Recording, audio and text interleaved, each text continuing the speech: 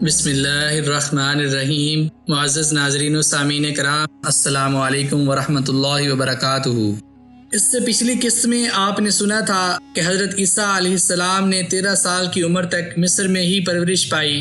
13 سال کی عمر ہونے پر اللہ تعالیٰ نے آپ کو حکم دیا کہ واپس بیت المقدس چلے جائیں۔ آپ مصر سے بیت المقدس آ گئے، پھر آپ وہیں پر جوان ہوئے۔ آپ بہت زیادہ عبادت گزار تھے اور ہمیشہ غور و فکر کرتے رہتے تھے۔ ان کے ہم عمر نوجوان زندگی کی خوبصورتی میں الجھے ہوئے تھے، لیکن یہ خوبصورتی انہیں اپنی طرف متوجہ نہ کر سکی۔ اس وقت بنی اسرائیل کی حالت بہت خراب تھی۔ وہ مختلف گروہوں میں تقسیم ہو چکے تھے اور سب کے سب گمراہی میں مبتلا تھے۔ ان گروہوں میں سے ایک گروہ آخرت کا انکار کرنے والا تھا، حساب اور آخرت کا انکار کرتا تھا۔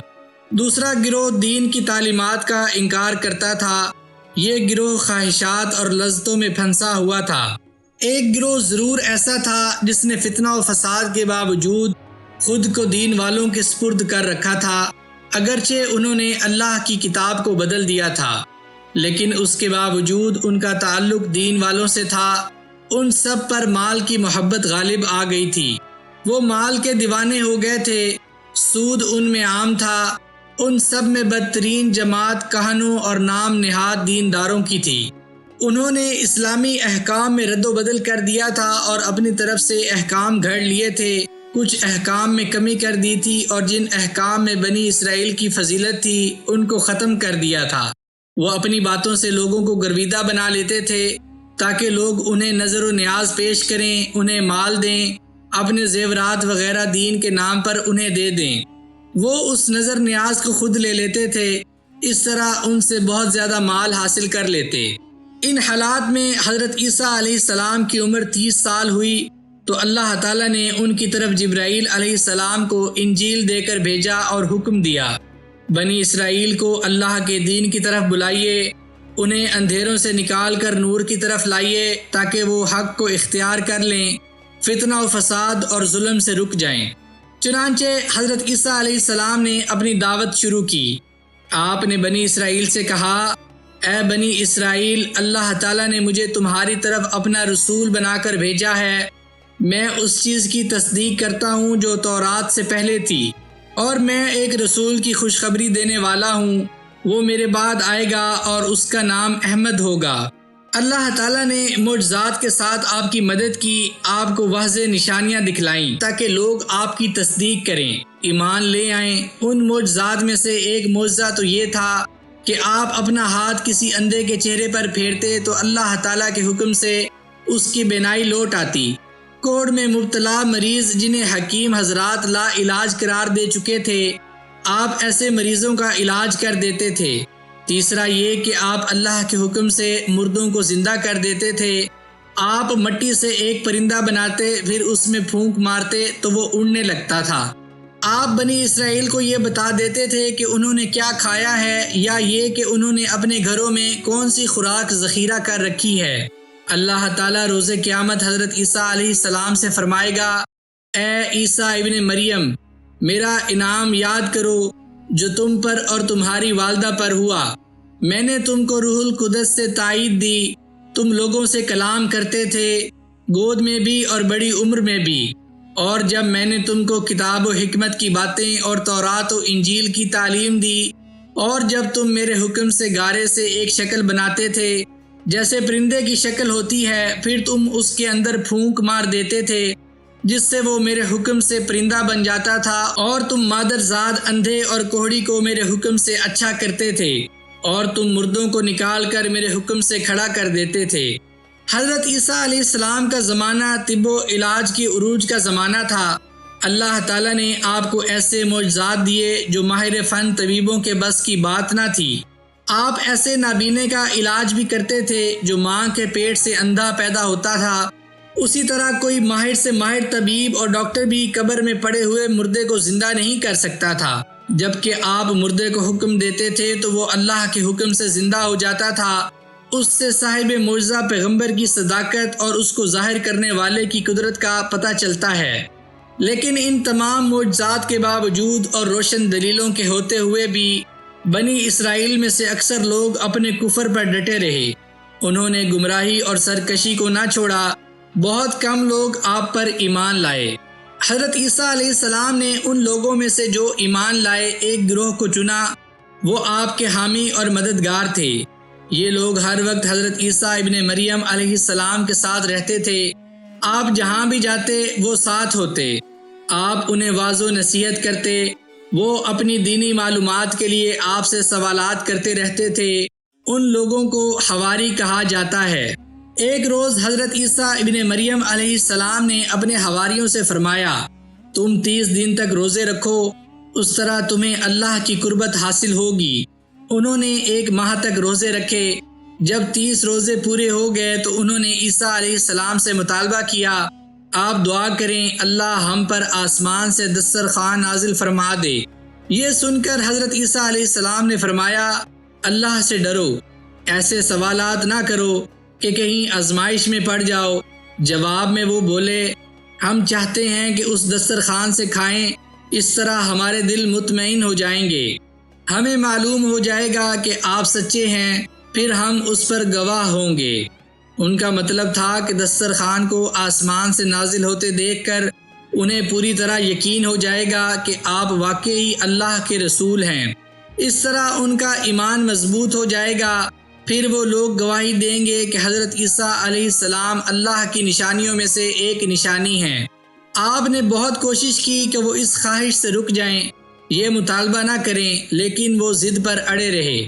آخر حضرت عیسیٰ علیہ السلام کھڑے ہوئے، آپ نے 2 رکعت نماز ادا کی، روتے ہوئے اور عاجزی سے اللہ سے یوں دعا کی، اے اللہ ہمارے پروردگار، ہم پر آسمان سے دسترخوان نازل فرما تاکہ وہ ہمارے لیے بھی ایک خوشی اور اطمینان کا سبب بن جائے، اور ان کے لیے بھی جو ہم سے پہلے ہیں، اور اسی طرح ہمارے بعد آنے والوں کے لیے بھی۔ وہ دسترخوان آپ کی طرف سے ایک نشانی ہوگا، ہمیں رزق عطا فرما اور تو بہترین رزق دینے والا ہے۔ آپ اس وقت تک دعا کرتے رہے جب تک کہ حواریوں نے دسترخوان آسمان سے اترتے ہوئے نہ دیکھ لیا۔ وہ آہستہ آہستہ نیچے اتر رہا تھا۔ آخر حضرت عیسیٰ علیہ السلام کے پاس آ کر رک گیا، اس کو ایک کپڑے سے ڈھانپ دیا گیا تھا۔ آپ نے یہ کہتے ہوئے کپڑا اٹھایا، اللہ کے نام کے ساتھ جو بہترین رزق دینے والا ہے۔ دسترخوان مختلف کھانوں سے بھرا ہوا تھا۔ آپ نے حواریوں، فقراء اور مساکین کو حکم دیا، جو لوگ یہاں موجود ہیں اس دسترخوان سے کھائیں۔ اس وقت ان کی تعداد 1300 تھی۔ ان سب نے اس دسترخوان سے کھایا۔ اللہ تعالیٰ نے ان کی تمام بیماریاں، مصیبتیں اور آفتیں دور کر دیں۔ اس طرح انہوں نے دائمی امراض سے نجات حاصل کر لی۔ اب روزانہ دسترخوان نازل ہوتا، وہ اس سے کھاتے، اس سے کھانا کم نہیں ہوتا تھا۔ حضرت عیسیٰ علیہ السلام نے ان سے فرمایا تھا، کوئی شخص کل کے لیے کھانا جمع نہ کرے۔ انہوں نے اس ہدایت پر عمل نہ کیا، کھانا جمع کرنا شروع کر دیا۔ اس کی سزا انہیں یہ ملی کہ اللہ تعالیٰ نے دسترخوان کو اٹھا لیا اور پھر نازل نہ کیا۔ حضرت عیسیٰ علیہ السلام لوگوں کو تبلیغ کرتے رہے، حتیٰ کہ ایک وقت آیا کہ اللہ تعالیٰ نے آپ کو آسمان پر اٹھا لیا۔ جب حضرت عیسیٰ علیہ السلام کے دشمن یہودیوں نے وقت کے بادشاہ کے دربار میں آپ پر جھوٹے الزامات لگائے اور آپ کو سولی پر چڑھا کر شہید کرنا چاہا، تو اللہ تعالیٰ نے آپ کو آسمان پر اٹھا لیا۔ حضرت عیسیٰ علیہ السلام کے آسمان پر اٹھائے جانے کے بعد لوگ 3 گروہوں میں بٹ گئے۔ ایک گروہ نے کہا عیسیٰ علیہ السلام ہی اللہ تھے، دوسرے نے کہا عیسیٰ علیہ السلام اللہ کے بیٹے تھے، تیسرے نے کہا عیسیٰ علیہ السلام اللہ کے بندے اور رسول ہیں۔ پہلے 2 گروہ کافر اور مشرک ہیں، تیسرا گروہ مومنوں کا ہے۔ اللہ تعالیٰ نے آپ کو آسمان پر اٹھا لیا۔ اب آپ قیامت کے قریب آسمان سے دنیا میں نازل ہوں گے، دجال سے لڑیں گے۔ دجال آخری زمانے میں ظاہر ہوگا اور رب ہونے کا دعویٰ کرے گا۔ اس کے ساتھ بے شمار لوگ ہوں گے۔ بہت سے کمزور ایمان والے اس کے مکر و فریب سے متاثر ہو کر اس کو رب مان لیں گے اور اس کے ساتھ مل جائیں گے، لیکن مضبوط ایمان والے اس کو جھوٹا اور کذاب کہیں گے اور اس کو رب ماننے سے انکار کر دیں گے، جس بنا پر دجال ان کو قتل کرے گا۔ اس حالت میں حضرت عیسیٰ علیہ السلام نازل ہوں گے آپ دجال کو قتل کر دیں گے اس طرح مسلمانوں کو کافروں پر غلبہ حاصل ہوگا۔ آپ عدل و انصاف قائم کریں گے، ظلم کو مٹا دیں گے، صلیب کو توڑ دیں گے یعنی عیسائیت کو ختم کر دیں گے، خنزیر کو قتل کر دیں گے، اسلام کے علاوہ باقی تمام دینوں کو باطل قرار دیں گے۔ حضرت ابو ہریرہ رضی اللہ عنہ بیان کرتے ہیں رسول اللہ صلی اللہ علیہ وآلہ وسلم نے فرمایا قیامت قائم نہیں ہوگی یہاں تک کہ مسلمان یہودیوں سے لڑائی کریں گے اور مسلمان یہودیوں کو قتل کریں گے۔ یہودی بچنے کے لیے پتھر یا درخت کی اوٹ میں پناہ لیں گے تو وہ پتھر اور درخت پکار کر کہیں گے اے مسلمان، اے اللہ کے بندے، یہ یہودی میرے پیچھے چھپا ہے، ادھر آ اسے قتل کر دے۔ یعنی اللہ تعالیٰ مسلمانوں کو غلبہ عطا فرمائے گا۔ یہ اس وقت ہوگا جب حضرت عیسیٰ علیہ السلام آسمان سے اتریں گے اور یہودی لوگ دجال کے لشکر میں شامل ہوں گے۔ حضرت عیسیٰ علیہ السلام باب لد کے پاس دجال کو اپنے نیزے کی انی کے ساتھ قتل کر دیں گے اور مسلمانوں کو دجال کے قتل کی خبر دیں گے، اور بطور نشانی دجال کے خون سے آلودہ نیزے کی انی بھی انہیں دکھائیں گے۔ پھر حضرت عیسیٰ علیہ السلام کی وفات ہوگی، مسلمان آپ کا نماز جنازہ پڑھیں گے اور انہیں دفن کریں گے۔ معزز ناظرین و سامعین کرام، یہ تھا حضرت عیسیٰ علیہ السلام کا قصہ۔ میں امید کرتا ہوں کہ آپ کو حضرت عیسیٰ علیہ السلام کا یہ قصہ ضرور پسند آیا ہوگا۔ اگر آپ کو آج کی ویڈیو پسند آئی ہو تو اسے لائک، شیئر اور سبسکرائب ضرور کر دیجیے گا۔ مجھے اپنی دعاؤں میں یاد رکھیے گا۔ جزاک اللہ۔